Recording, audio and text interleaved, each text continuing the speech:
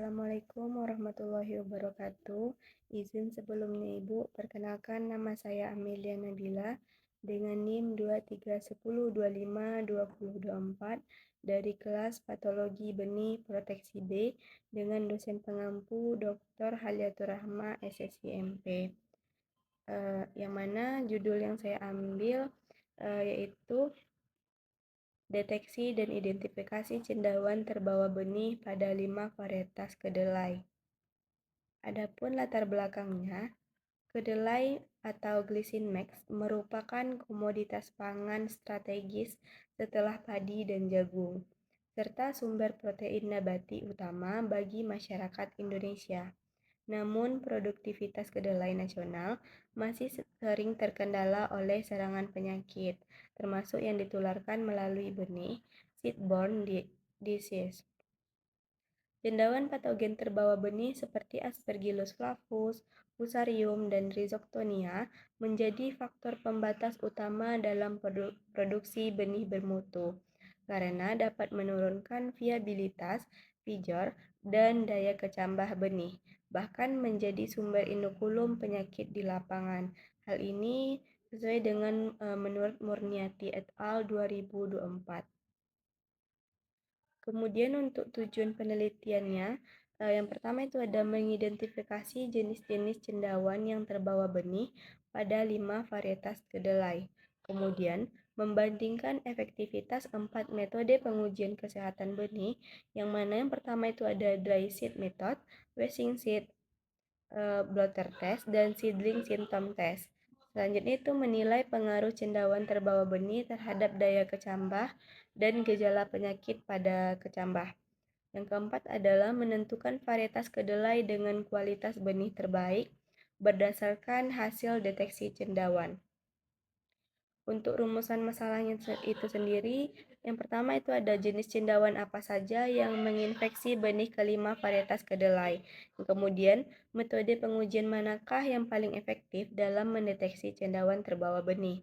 Selanjutnya, bagaimana pengaruh infeksi cendawan terhadap viabilitas dan vigor benih kedelai.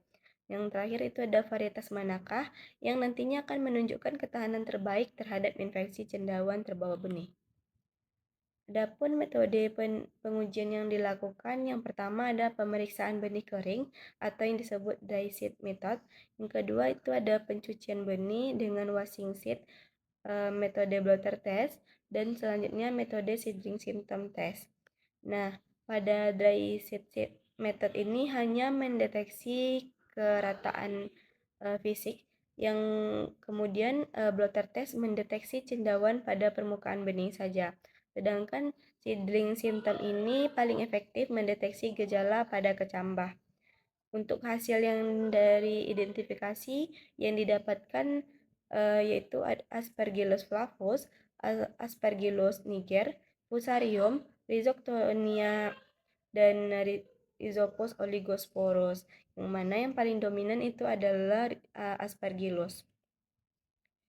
Untuk pengaruh cendawan terhadap viabilitas dan vigor itu sendiri, infeksi cendawan menurunkan daya kecambah dan vigor. Varietas dengan infeksi tinggi yang terjadi pada varietas pertama memiliki daya kecambah lebih rendah, sedangkan varietas kedua dengan benih sehat menunjukkan viabilitas lebih baik.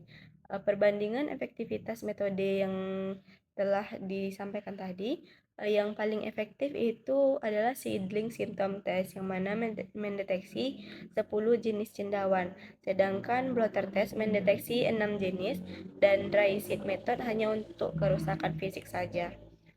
Untuk cendawan yang paling banyak umum ditemukan itu adalah Aspergillus sp. Dengan metode terbaik adalah seedling symptom test, dan infeksi cendawan yang dapat menurunkan viabilitas dan vigor benih, serta varietas tahan dapat dipilih untuk perbaikan kualitas benih. Varietas tahan ini yang digunakan adalah varietas yang kedua, menunjukkan ketahanan lebih baik terhadap infeksi cendawan dengan parameter daya kecambah, persentase benih normal, dan vigor.